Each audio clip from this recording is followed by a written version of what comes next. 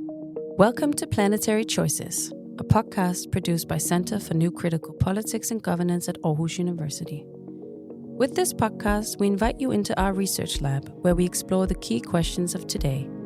We bring together scholars, policymakers, and activists who are engaged in sustainable planetary stewardship. Thank you for joining us.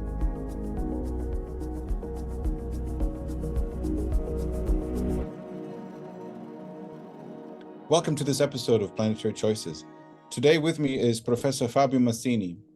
Fabio is at the University Roma Tre in Italy, of course, Roma Tre in Italia, at the Department of Political Science, where he is a professor of theories and history of international political economy.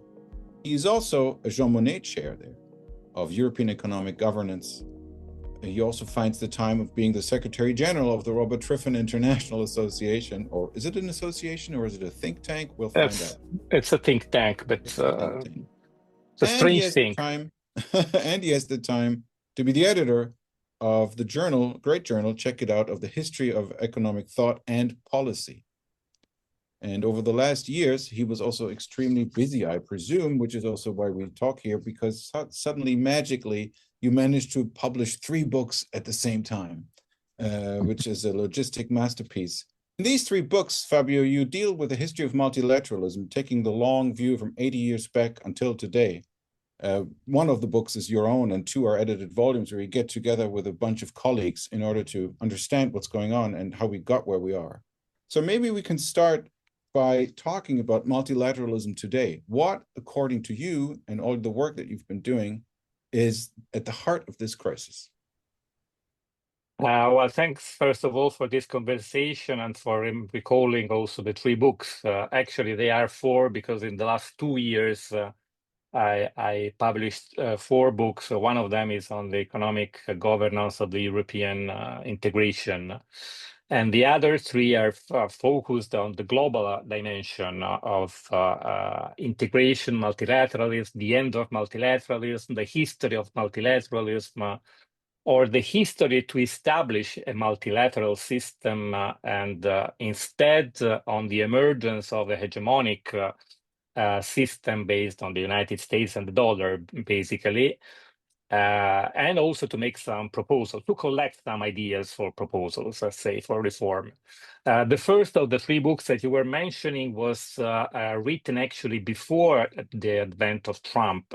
So Trump changed a little bit the situation in the sense that he accelerated some processes, of course, and he's made things a little bit more complicated, if you want. But basically, the idea is the idea behind the books is still the same. I mean, when I try to have a look at the international system, I try to understand which are the possible, let's say, problems, critical knots between economic relations, which are by nature multi-layered, because they are from local to global, of course. Markets are local, markets are global. Economic relations can be very different in terms of dimension.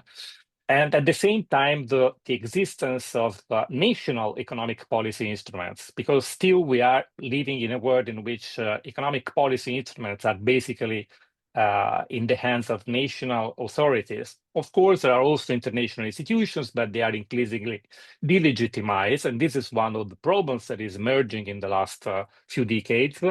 And the other major problem is that, the same that Xi Jinping recalled to Trump a few days ago, which is the Thucydides trap. One of the few Thucydides traps that Thucydides named in his books, which is related to the emergence of a transition between some order that was before, then we can talk about what before is before what, and something that came after or might come after. So we are living in a transition, and every kind of transition implies problems. The problem of how to govern this transition and how to not to be subject to this transition.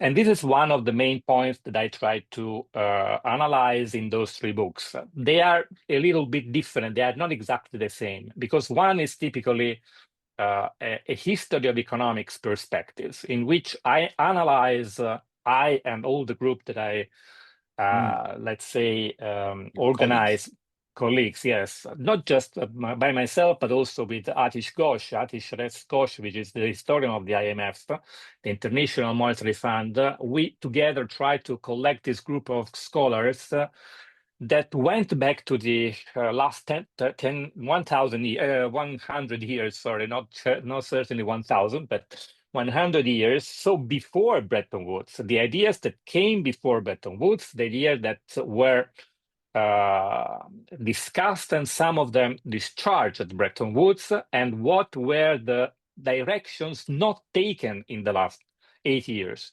Because we think that from the directions not taken, we might take more inspiration than from the direction taken. Because, okay, the direction taken are under our, I mean, you open a newspaper and you see which direction have been taken. But going back to understand why some directions were not taken, why some crossroads were refused, it might be inspiring for also, I mean, just to, as a brainstorming session, let's say, for the future. So coming back to your question, what is happening now? We are living in a transition, and we are living in a weaponization, extreme weaponization of all the economic and monetary infrastructures. And this is very risky from the stability point of view, because the whole world risks really a return back to imperial logics. And when you have imperial logics, of course, you can never know exactly how it will end. And this is one of the lessons that Thucydides told us a few millennium in that case ago. So the weaponization of currencies and of economic infrastructure is challenging the whole order that was before. Before what? Before the last 25 years, more or less, 25 to 30 years, when China became a challenge to the hegemonic role of the United States. After, of course, the financial crisis of 2007-08, there was a weakening again of the position, of the hegemonic position of the dollar, which was in a way reinforced, at least temporarily, by the intervention of the Fed, the Federal Reserve. Because you should not remember that in that case, the lender of last resort was not made by the International Monetary Fund, which is supposed to be the lender of last resort in a way in case of major crisis, but it was made by the Fed, the Federal Reserve. It was through the swap lines, the exchange of currencies between the Fed and the other major central banks that the crisis was solved and the credit crunch was diluted, and so recovery could start. So it was the Fed that again said we are still the hegemon in the currency world, which does not mean only the currency world, because through the currency you control economy and you control the politics, which is connected to the economic infrastructures of the whole world. Which is also connected in a way to the instrumental use that until those years was made of neoliberalism. I mean, the market forces are, I mean, there's a supremacy of the market. The market is superior to any kind of state intervention, but this is again functional to who is the leader in the market, because the market is not an even playing field, but it's a sort of battlefield in which there are many forces that struggle to impose their choices, both in terms of economic choices and also of political choices. Well, that was a great overview already. And jumping back to 100 years, you're talking about ideas that came up during the League of Nations that may inspire our views for today or help us learn something. It's always tricky to learn lessons from history, as we know from Thucydides, and the traps that we may fall into as we're managing transitions. Then you mentioned how, you know, the current institutional landscape is, let's say, decreasing in legitimacy. If I hear you correctly. Yeah. And political legitimacy, and probably also in narrative legitimacy, or simply also in the scope of its power and the scope of its influence, as other structures, as other alternatives are coming up, other ideas, different forms of institutions are coming up. And then you mentioned that at the heart of all of this is the currency, is the dollar domination of the global economy, or the world economy, if we wish, because it seems to be more a world economy than an integrated global economy when there's so many deals between countries and this. And if you do this, then I'll get you my dollar. And if you stop using my dollar, I will stop having trade with you. So he really breaks up the idea of an integrated economy, I find sometimes, but you know probably more about that than I do.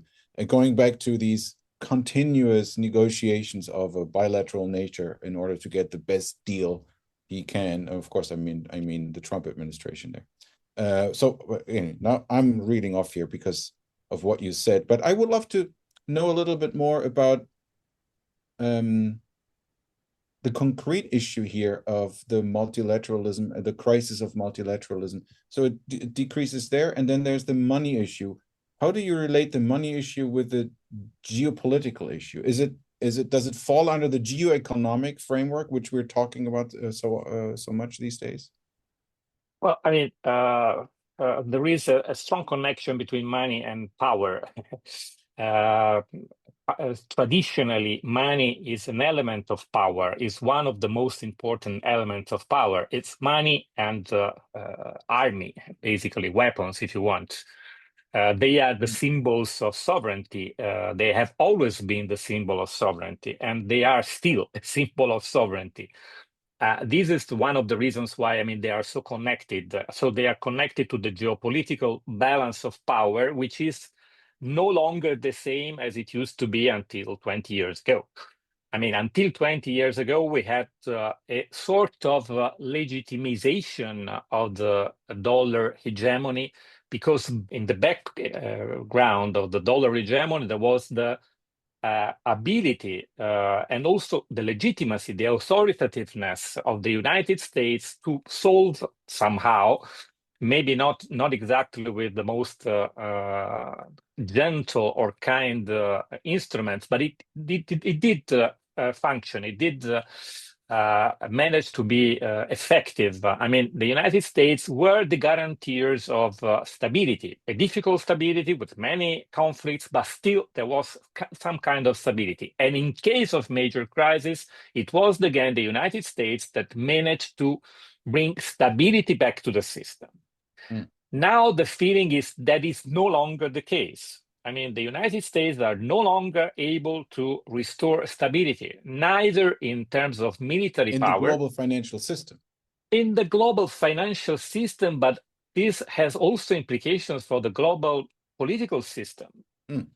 This is the most important problem, because the perception is that the United States are no longer the hegemonic power in the world.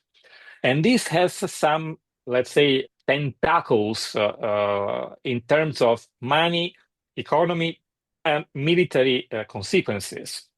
And this is one of the reasons why Trump is behaving this way. I mean, he's not just crazy. He's also a little bit strange, let's say, in the way he behaves. But he's not crazy. He's perfectly rational. He's trying to bring back, with the use of strength, the hegemonic position of the United States that is no longer there. And when he realized that it is no longer possible to restore the hegemonic stability that he had before, he's going to Xi Jinping, because the only alternative, in his opinion, and maybe he's right, is to have a duopoly again. Like in the Cold War, there was Russia and the United States. The most important, the most likely alternative to the alternative to the end of the hegemonic role of the US and the dollar is to have a duopoly in the world, which is reassuring from a point of view, because in a way, like we used to know in the Russia-US confrontation, it was a sort of bloc. I mean, these two big magnets, which were very strong, both of them in terms of military power, not certainly of economic power, much less. But they managed to keep the whole world in a stable situation, although it was an unstable stability. Because once, for example, in the 1980s, at the end of the 1980s, when there is the collapse of one of these two big poles, of course, that the whole world changed completely. And we thought we were going to have the end of history, which Also, Fukuyama recently said, I mean, I was wrong. It was not the end of history. We are starting again with history. So it was not the end of history and The Last Man, the book of 1992. I cannot remember. There was first a paper and then a book called in the same way between 92 and 93. But anyway, so the problem is that this coming back to the duopoly is very risky, also especially for Europe, because Europe has always tried to be a model of integration for a different kind of how to live in the world. I mean, in the end, what we did in Europe in the last 8 years is just to show that we can overcome the idea of national exclusive sovereignties, that we can share part of this sovereignty and we can jointly, collectively decide together, which would be very interesting and nice for the whole planet, but it's very difficult to make it at the global level. This is one of the reasons why the European experiment is so crucial and is so also challenged by the other superpowers. And we are seeing it now that the big target of both Russia and the United States, at least for the Trump administration, Xi Jinping is a bit more ambiguous from this point of view, is exactly the unity of Europe. Because if Europe unites, beyond the problem that it becomes an important actor at the global level, it provides a successful experiment of civil coexistence at the transnational level. So this is a big problem for the United States and for China and for Russia. So for the big three powers that now are, let's say, dominating the global stage.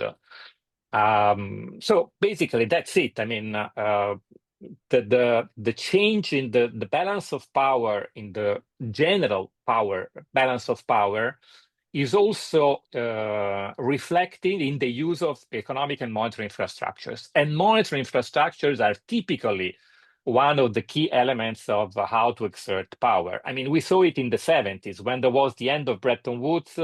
And there was the attempt by the International Monetary Fund. You might remember that managing director of the International Monetary Fund, Johannes Witteveen, at that time tried to solve the problem of the Yom Kippur war and the oil shock with oil exporting countries that became skyrocketing in their GDP. They didn't know how to use their surpluses and balance of payments. So he tried to recycle the surplus on the balance of payments at the IMF so that the IMF could draw the money from them and channel it to the industrialized countries that were in need of this money because they were suffering balance of payment deficits. And what happened was that Kissinger basically weaponized the dollar and said, no, you are not going to do that at the IMF. We shall do it bilaterally. And from then, we know the agreements, bilateral agreements with Saudi Arabia, with all the area of the Middle East, and also with the European countries that accepted this solution, exchanging it with the defense of the United States in case of major conflict. So basically, that was the case, and this is still the case. What Trump is doing is still this kind of weaponization of the dollar again. American power politics, which is power politics, just power politics. But what does that have to do, or how can we square that with multilateralism? Because listening to you, it seems to be that, yes, it's multilateral, but there's one big player in there the United States, who seems to misbehave and actually seems to look at it more from an imperial point of view, from a power political point of view. If you go through the 3 books, you will discover that I'm never I'm talking about the return to multilateralism.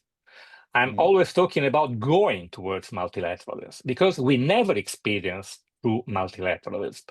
Maybe in some months of this whole story of 8 years, but it was just months.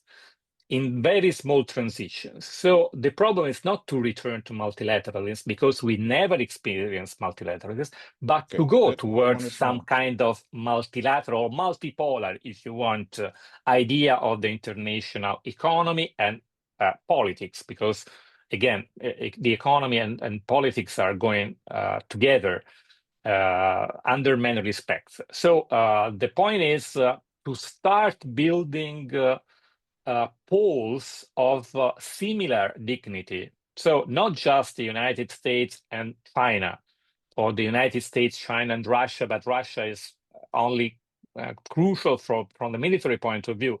I mean, the GDP of Russia is more or less the same as Spain. I mean, it's nothing. Of course, they have many resources, primary resources, so it is crucial also for this point of view, not just fossil fuels, but also rare earths, and so primary resources. So this is a big, of course, superpower. And sooner or later, Europe will also have to return to have a dialogue with Russia. Let me also add this, because Russia is here. Fabio, sorry. Yes. Could I just bracket something?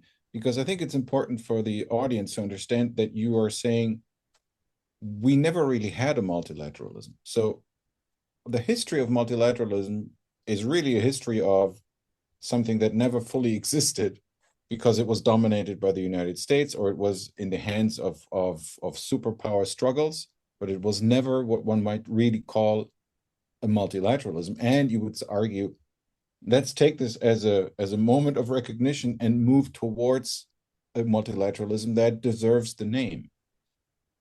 Is that what you're saying?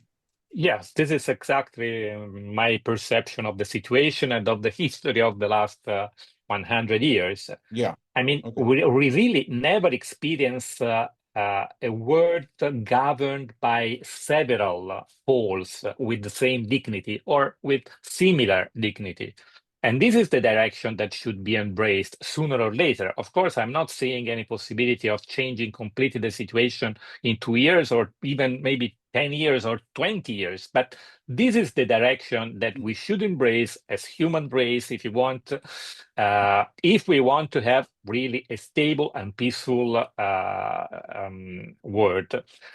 So what is the point about how not to restore, but to go towards multilateralism? To establish some kind of regional poles, regional integration areas, basically with continental dimension. So Africa, which has already started, I mean, it's a long process in Africa. We all know that the idea of an African Union started several decades ago when there was the movement against the colonial powers. So in the 50s, basically, or anyway, soon after the Second World War.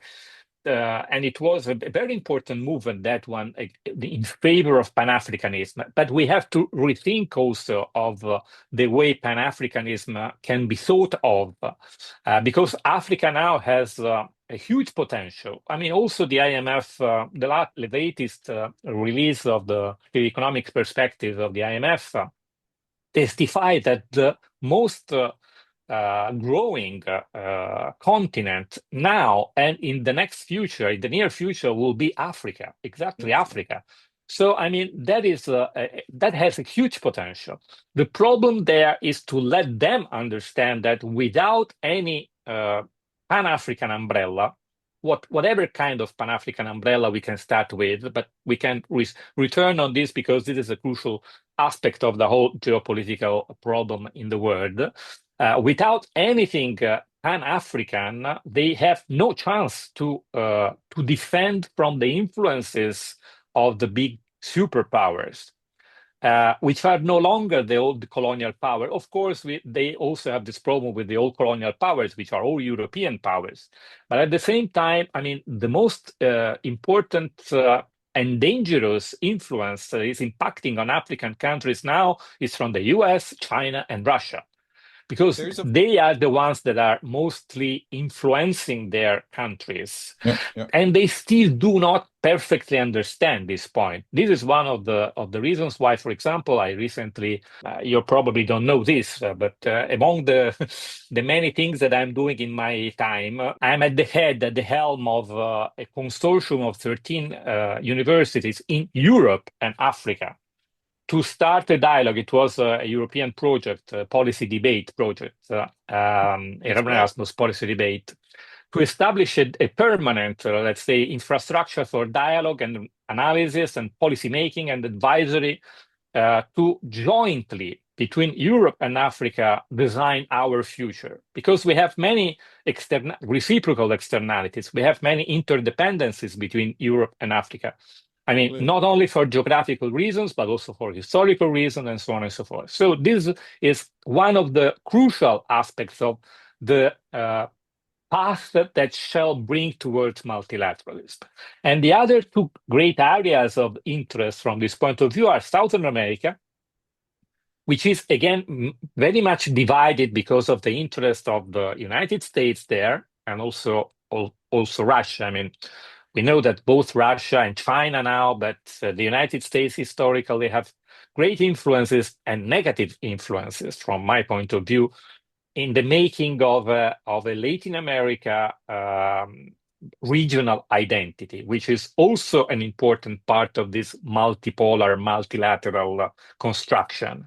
And the other one is Southeastern Asia, because of course they are under the influence of China and maybe Japan, but I mean, they should try to have more, let's say, independence, autonomy, at least from this kind of influences. So these are the areas that might constitute the regions, the poles of new infrastructures of economic, monetary, also monetary, but maybe we'll return on this later, and political global order.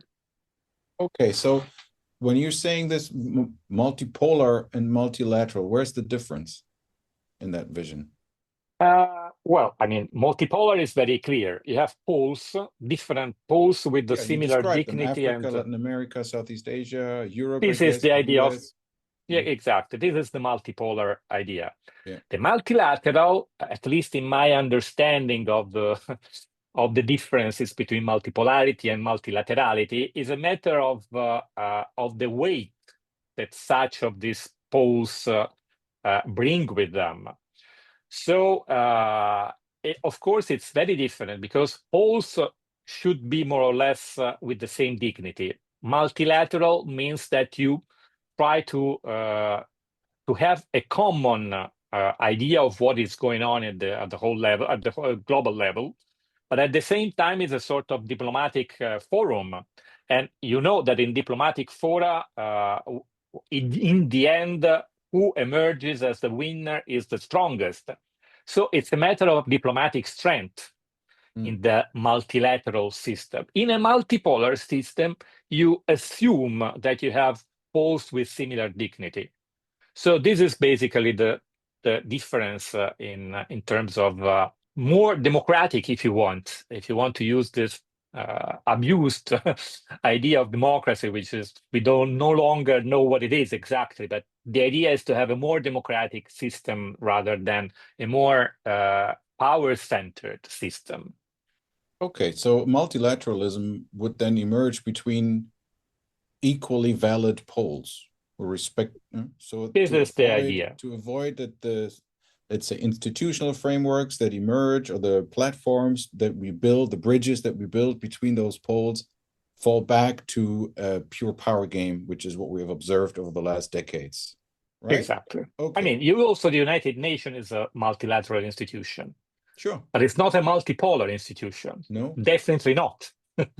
We don't have a representative in the board of Africa or Latin America. We have five powers that won the Second World War. So, I mean, that is multilateralism. But at the same time, do we want that kind of replication of institutional setting also in the economic system? I mean, this is not what we should aim at least. Of course, we might have this, but that's another issue. I mean, what comes out is not exactly the same as what we should aim at least as citizens.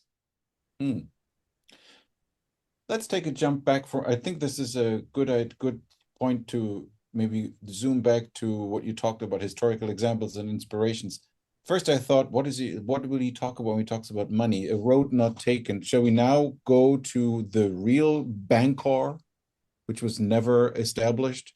back in the system. So Bretton Woods was never a Keynesian, fully Keynesian, right? Because Bancor was never there. So the question that comes from there is that road now taken an alternative for today? And what is the Bancor in that new world of multipolar respect on which a multilateral institutional platform sits? And then it needs a financial governance system. That would be one question. And the other, it sounds a little bit like almost like Coudenhove-Kalergi with the continents and the pan-European Union idea that what about the nation states? What about sovereignties and the role of nations within what sounds like a multi-layered, you used that word before, multi-layered federal system? Okay, so let's start with the first, and then let's go to the second, which is also quite big, let's say, as a question. I'm sorry. Yeah. No, that's nice. I mean, it's nice to talk about big questions. So let's start with the money first. So you know that Bancor was an idea, apart from how it emerged, the idea behind Keynes' reflections was that we needed some kind of autonomous global money, or global institution at least, to issue liquidity and to draw liquidity also in case of different dynamics in the world system. Of course, in 1944, when there was the Bretton Woods Conference, most of the countries needed liquidity because there was, we were close to the end of the Second World War, so trade was going to increase. Of course, it was easy to expect. And there might be problems of balance of payment adjustments. And the idea of Keynes was, okay, we can do it with the clearing union, because basically that was the first idea of the Bancor. So the Bancor came from the clearing union, the clearing system, in which you don't need to solve every day the problem of your balance of payment adjustment, paying gold, because basically gold was the only currency accepted. The sterling or pound was no longer that much accepted. The dollar was starting to be accepted, but anyway, gold was the true money in 44. So the problem was to avoid that any kind of adjustment that you required in your balance of payment, which would be huge balance of payment adjustment, would be settled bilaterally at each day. In that case, you would have an impact on your own domestic circulation, which would be huge. And this is not, of course, what Keynes had in mind, because it would bring instability in national systems and would imply that you could not, for example, manage demand with this kind of external constraint. So the idea was to have this clearing union. The second idea was to regulate this kind of accounts, so virtual accounts, not just the exchange of money, but virtual accounts in a book through the Bancor. So an international money currency created by the International Monetary Fund or the World Bank, by the group, let's say, autonomous from any national currency. And this is exactly what White, the competing plan, said, no, of course not, because we want to control everything. So it will be made through the dollar. So again, this is still the problem that we are still having now, and that was made very clear by Robert Triffin in 1959 when he went to the Congress of the United States and said, we have a problem here.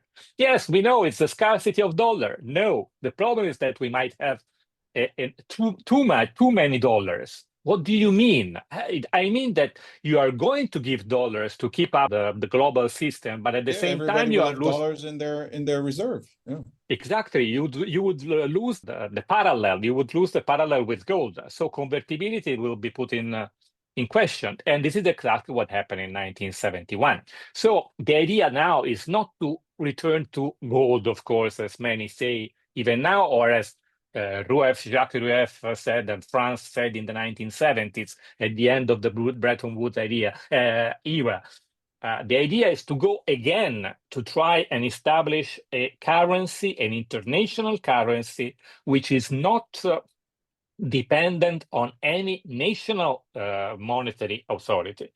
Because this creates what Triffin called the dilemma, what Giscard d'Estaing called the exorbitant privilege, and what Stephen Miran, let's say the president, the Council of Economic Advisor of Mr. Trump, says it's an onus. Because it's true also that it's an onus, in the sense that onus, it's a problem for the United States. It is true in a way.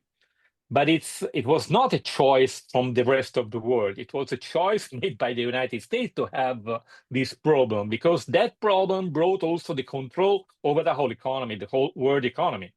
So, Stephen Miran idea that you are living in a Triffin world, as he said in November 2024. It's true. We are living in a Triffin world still, and this is a major problem. But the solution is not to come back to the hegemony of the dollar.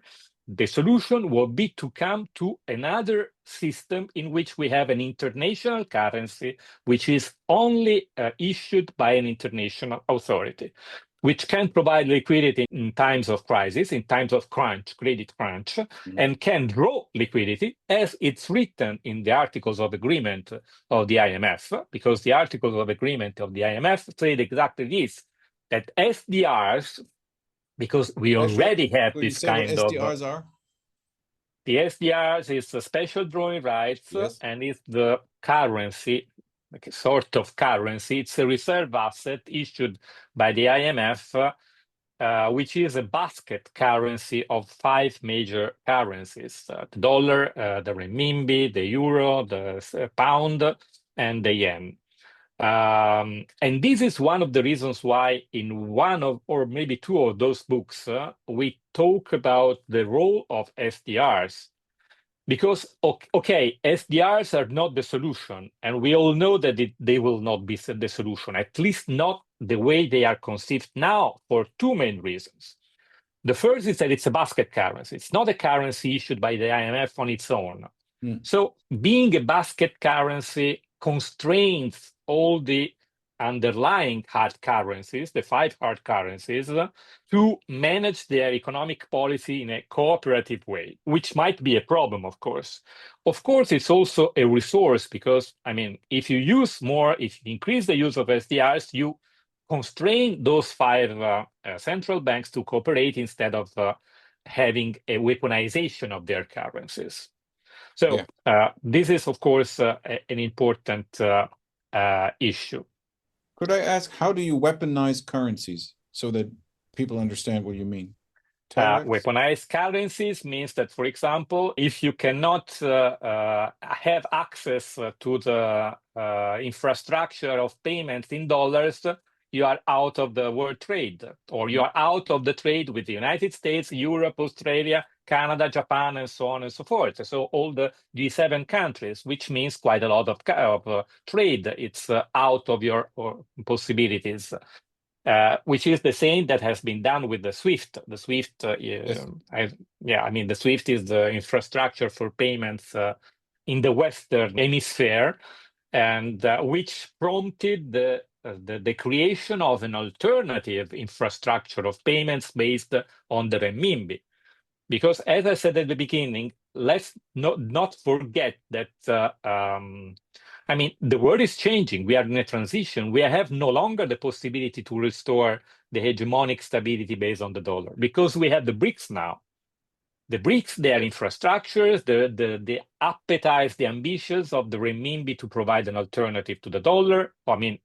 It will never be in the short run an alternative to the dollar, because it's an opaque market, because it's not convertible, because of several problems, internal, domestic problems. Even China doesn't really want the renminbi to become an international currency, because it has no interest now to let it become an international currency. But it's very interested in letting it become a part of the world international currency.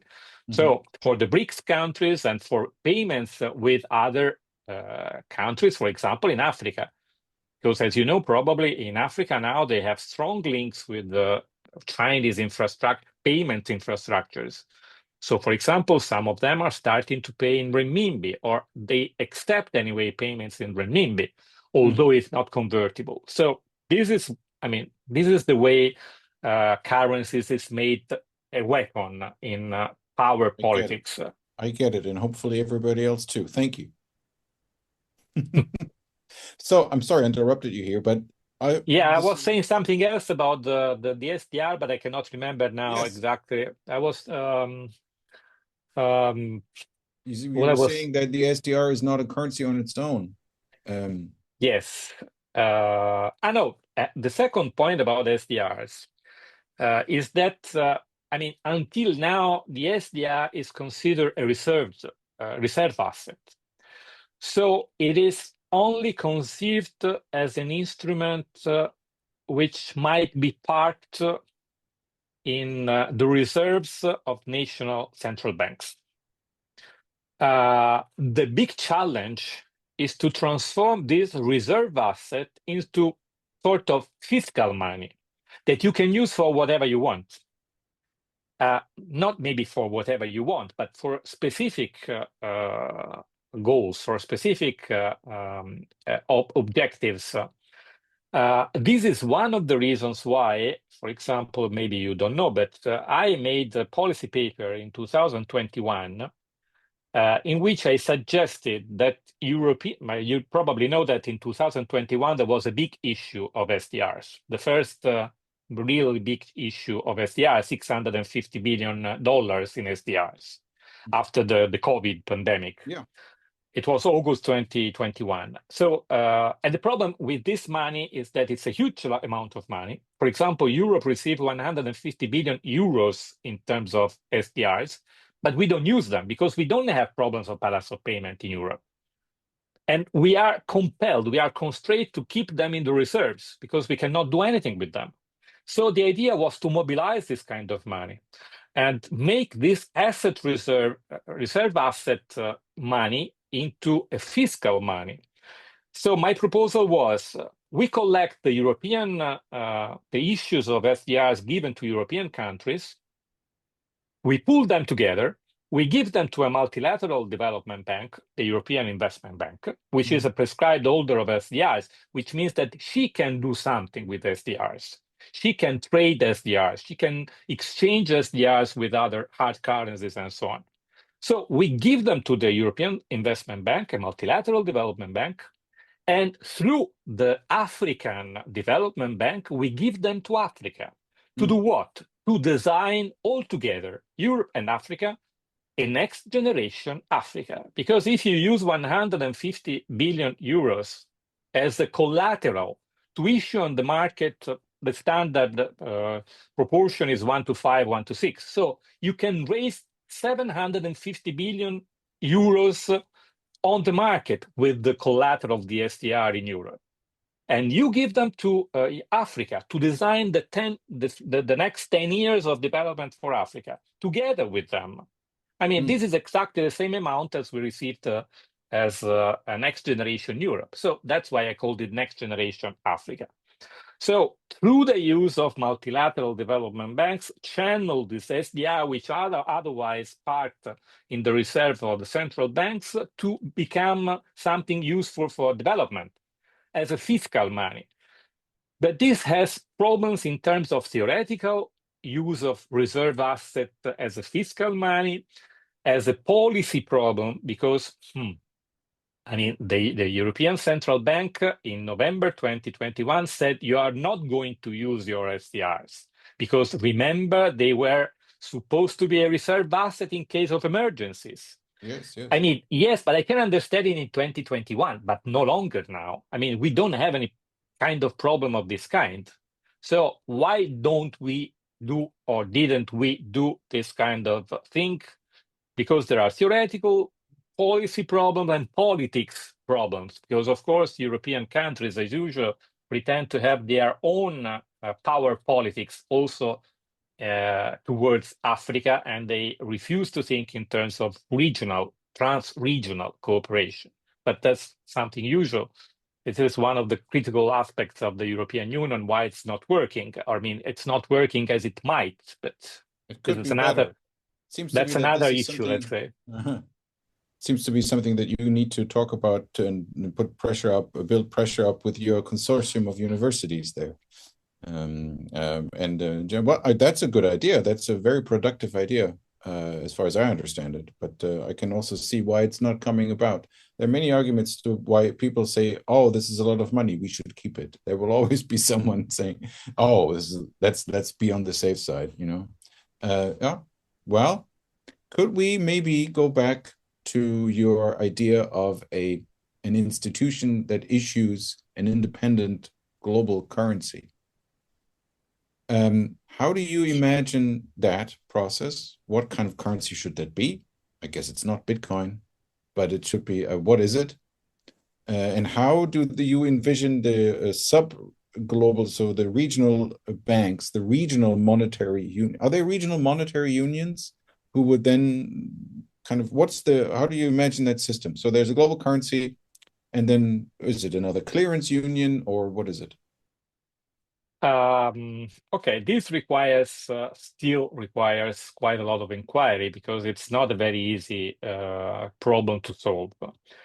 My perception is that, exactly like in the construction of the political architecture, a multipolar political architecture, which should first move to some kind of multi-layered financial architecture, in which, for example, each region has its own financial safety net, which is not just the IMF, which is the global, should be, because it's not. As I said, it was the Fed who provided the lender of last resort. Yeah. I mean, it was not the IMF.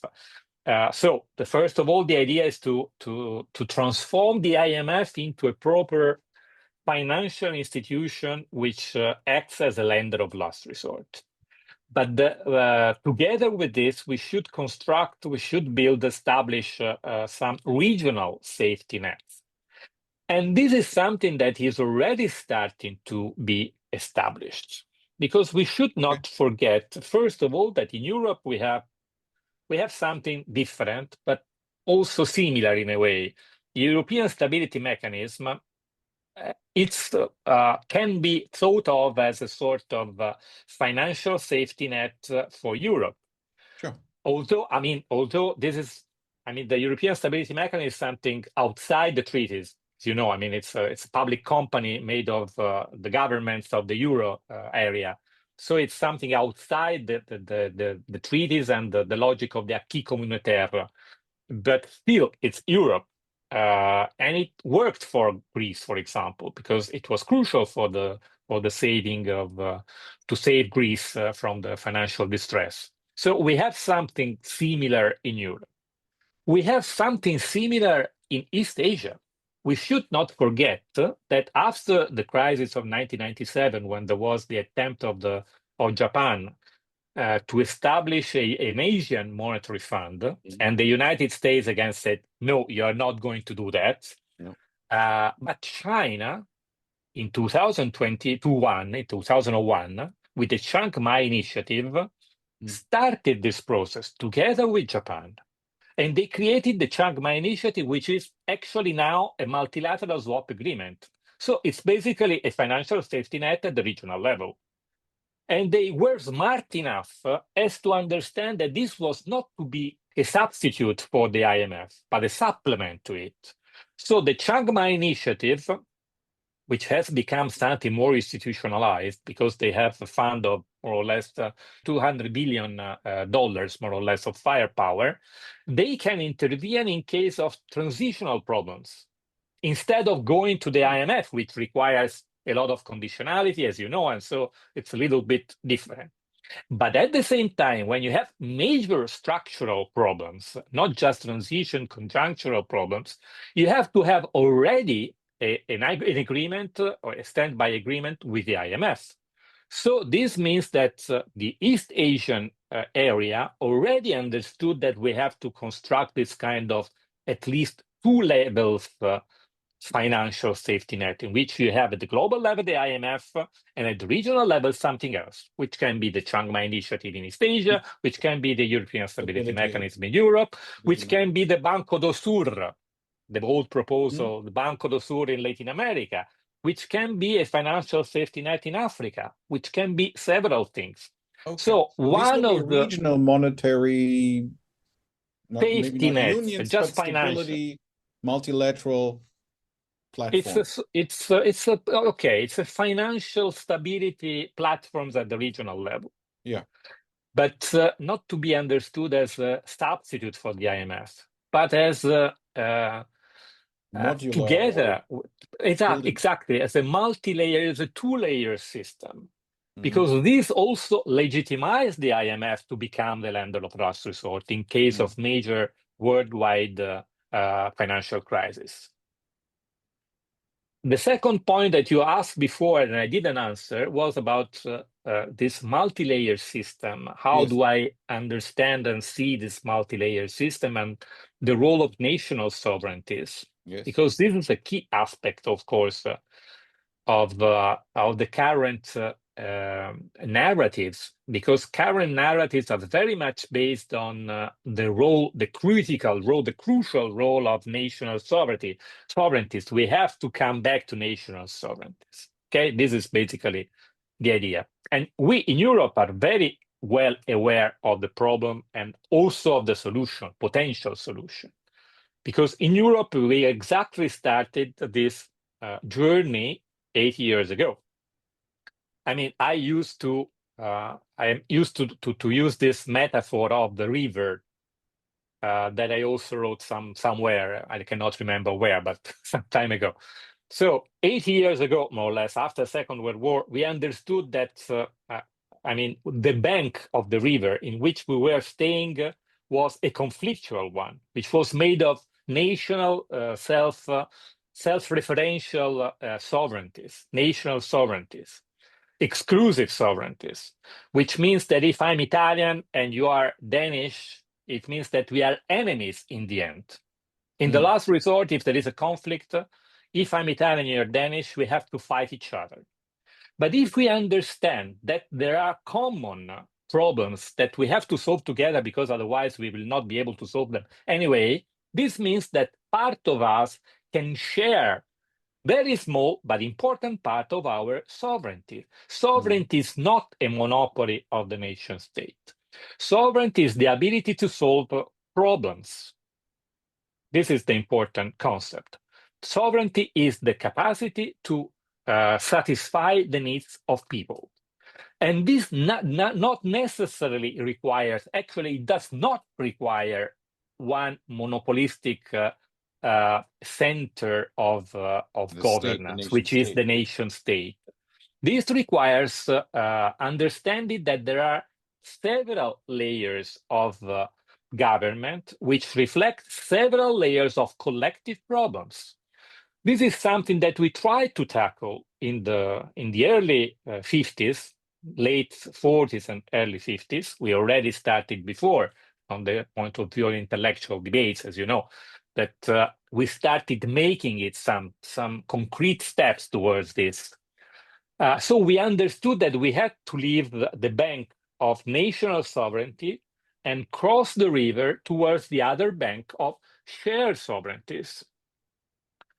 The problem is that this river is very big, and history was sort of keeping the level of water in the river very low when there were the two blocks. Because the situation for Europe was you have all the time you need to go to the other side. No problem. We are still stuck in this very dangerous, but still it's stable international framework. After 1989, and with the several changes that happened in the world from 1989, since 1989 until now, I mean, the water is here. So I understand that when people see that the level of the river is here, and you don't exactly know what is on the other side and when, especially, you arrive there, you start to look back. So I perfectly understand people that think about national sovereignty as a possible outcome of this situation. Because it's fear that brings you to look back to the national stuff. You know that it doesn't work, but still, you know that it helps you survive at least, There's of or course you also have some chances to survive. yeah. There's of course also a political discourse, or call it populist, that would capitalize exactly on the fear of sharing more sovereignty, or blaming the fact that we had globalization, we've given up too much of our sovereignty, and look what we got. We have transnational markets taking away our labor, making it all much more expensive, and so we need to return to sovereignty. It's easy Yeah, to but I mean, I exploit. can understand it from the psychological point of view. Although, of course, I know I don't share this view, but it's from the psychological point of view. I can understand that people are tempted from this kind of messages, which are Sure. crazy, but still, I understand them.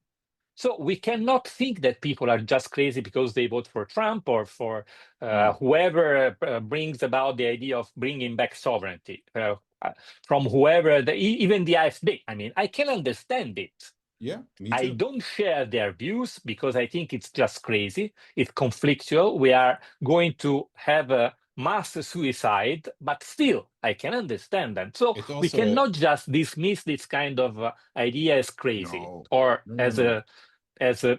a pathology, let's say. So There's also so many gaps that you try to fill with your ideas, but that there's so many gaps in the imagination of the political order today that it's easy to fill this. This is a great political opportunity to come up with these more populist, exclusionary ideas. So that's the let time me is us. conclude, Yes, Hagen. yes. I'm sorry.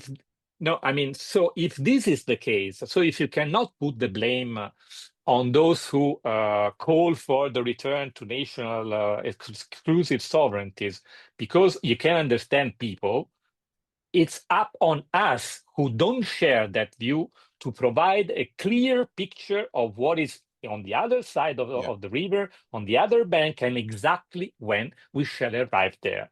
This is the reasons why I'm still struggling as a scholar and as an advocate for this kind of federalism, which means shared sovereignty, that we have to struggle to make people understand what is there and to struggle to make it come soon, not sooner or later, soon, because otherwise, I mean, people will start getting back and returning on their way back to the old banks of national sovereignty. So the idea is that, in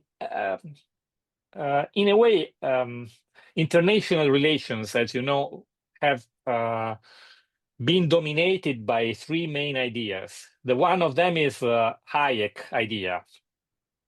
Hayek idea is that we have to detach the political From the dynamics economic. because it's potentially degenerated political dynamics from the economy. The market has to be saved from from politics.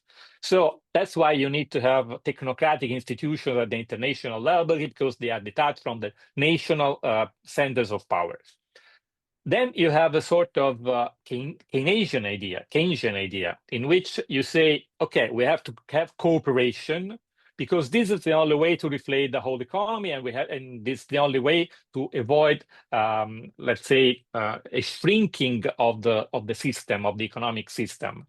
But again, this is methodological nationalism, as Ulrich Beck would have called it, because the idea is that only nations Yeah. can have the monopoly of power, of democratic legitimacy, which is even worse.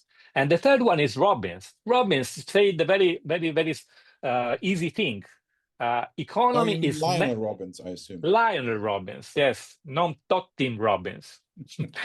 No, because when I said, I remember some years ago when I was giving lessons, I was giving class, and I started one of the lessons saying, I guess you all know Robbins, and the one said, yes, Tim Robbins, of course. And okay, so it was not Tim Robbins, it was Lionel Robbins. Lionel Robbins, well, was an important economist and policymaker also, and public servant and civil servant, let's say. He was also And part of Bretton Woods negotiations. he was also at Bretton Woods, and he was in the war cabinet of the Great Britain. Yes. He was president of British Petroleum. He was editor of several things like the Financial Times, for example. It was many things. He was the one also who made the university law in Britain in the 1960s, which changed completely and democratized the access to universities in Great Britain. People might not remember this, but he was the main protagonist. He was the one who wrote it and imposed it in the Chamber of Lords. But anyway, in the 30s, Lionel Robbins, when there was this big discussion between neoliberals and Keynesians, so neoliberals and new liberals, Lionel Robbins provided a third alternative, which is, very simple. You have public goods, collective goods. And each collective good, each dimension of collective goods requires a collective institution. If you have a market without the regulation necessary to govern that market, you have chaos, you have anarchy. And he was a master in analyzing how, for example, classical economists were indeed anarchists from the point of view of international relations. Of course, for reasons of historical context, but still they were anarchists because they relied on just trade and the gold standard to solve problems of international peace. But of course, it was just a very naive idea, especially after, in the 19th century and also, of course, in the 20th century. So the idea is, if you have a multi-layered system of collective goods and needs, you have also to have multi-layered institutions. So you have to have collective institutions which decide for the market at the local level, the regional level, at the national level, at the continental level, at the global level. Because also at the global level, you have some kind of problems which are for the whole humankind. We know now that, for example, some of these problems are just global in nature. In the last 30 years, there is an increasing literature talking about global public goods. And we know how many global public goods we are facing today. Climate change, for example, although there is somebody who says there is no climate change. But anyway, the problem of global pollution, climate change, resource exhaustion. I'm not talking about the limits to growth on 1972.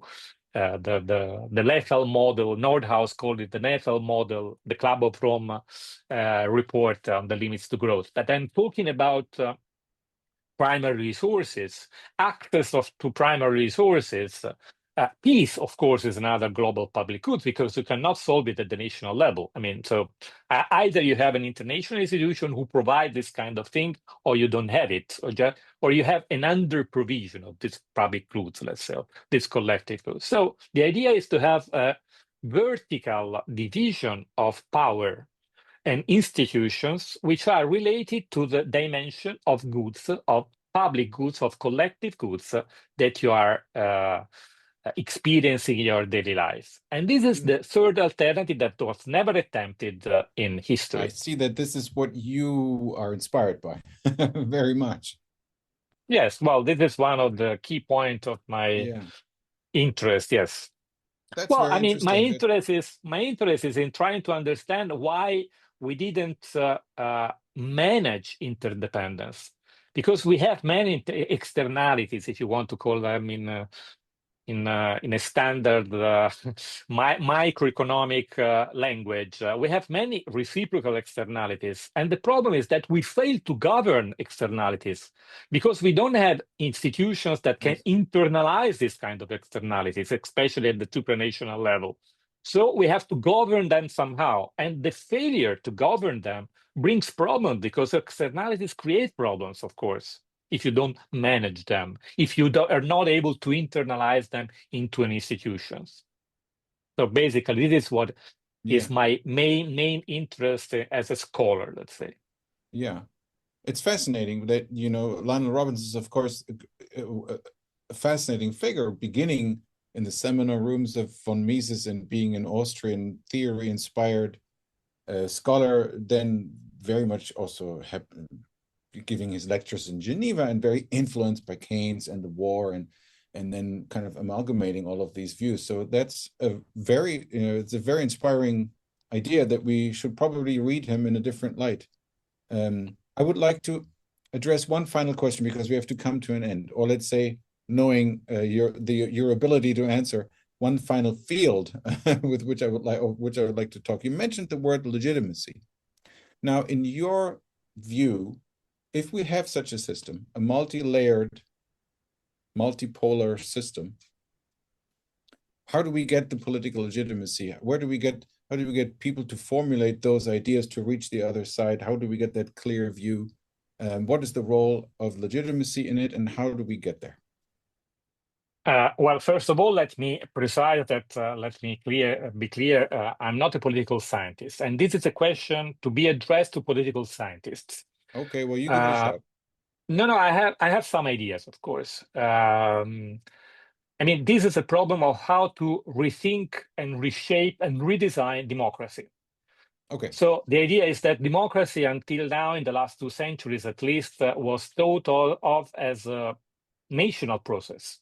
We have to rethink democracy and the democratic process at the multi-layered level. So multi-layered democracy, that's a great multi-layered democracy, exactly, a genuine multi-layered democracy. But the problem is, how do you make it? I mean, again, there are several ideas in the literature. Some of them are interesting, some of them are just hints. One of the most interesting, in my opinion, hints comes from Kenneth Boulding. You probably know Kenneth Boulding was an eclectic economist, United States economist. I'm not too familiar with his work, no. Anyway, in 1946, if I'm not wrong, I must have it somewhere, but anyway, so I think in 1946, he wrote a book that I have somewhere here, in which he talked about the need for, I mean, we were just coming out of the war, so every country was writing again, most countries were writing again their constitutions. So his suggestions was that each country should put in their constitution a declaration of interdependence, which is interesting because in those times, everybody was talking about the Declaration of Independence. And now we will be celebrating the 250th anniversary of the US independence, the 4th of July. But maybe we should think about promoting the idea of a declaration of interdependence. And what he suggested in terms of concrete democracy building was to add one chamber of representatives of the other countries with which that country, writing the constitution, had, or at that time had, most relations of reciprocal external effect. So that there might be an influence, although he conceived that also only as an advisory, of course, chamber, but still that would be a sort of game changer. Think of example of Italy. If you add another chamber made of representatives of the European countries, and maybe of China, or a representative from Africa or Latin America or United States or Canada, that would be a game changer for the political discourse. So, I mean, these are very long processes. There are cultural processes that require quite a lot of time, and also political processes that still also require quite a lot of time. But changing the mind of people is a prerequisite for this kind of changing the architecture of also democracy in itself. So I think there might be some interesting proposals that might fit into the idea of creating something new, and also creating this kind of multi-layered democracy. Towards multi-layered democracy. Thank you so much, Fabio. Thank you very much. This was an incredible tour de force and very inspiring, brilliant. Thank you for opening up your brain and your ideas to us and to our audience. Hope to see you soon. Sure. Bye-bye. Thank you for listening to this episode of Planetary Choices. This podcast is produced by the Center for New Critical Politics and Governance at Aarhus University. Visit our website and join us for another episode of Planetary Choices.